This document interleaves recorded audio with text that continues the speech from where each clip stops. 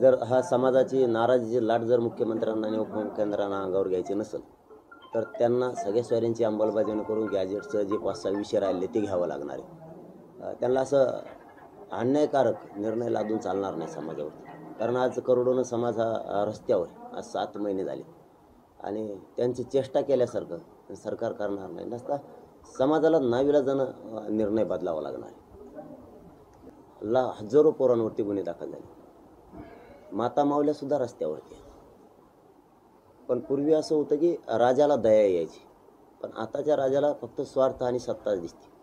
पण मी या नाशिक शहरातून महाराष्ट्रातल्या समाजाला सांगतो की यांनी जर असे अन्यायकारक निर्णय घेतच राहिले, जाणून बुजून निवडणुकीच्या आचारसंहितेच्या नावाखाली पुन्हा पुन्हा मराठ्यांचे प्रश्न जर दाबून ठेवले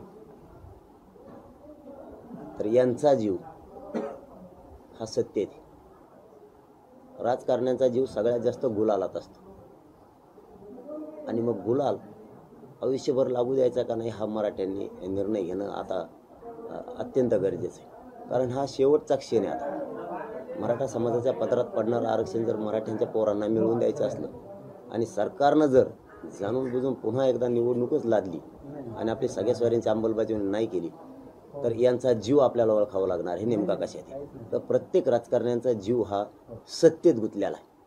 सत्ता आणि त्याभोवती फिरणारे सगळे त्यांचे चक्र, आर्थिक असतील सामाजिक असतील, सगळे त्यांना गुलालच न लागू देणं हे मराठ्यांना काम करावं लागणार।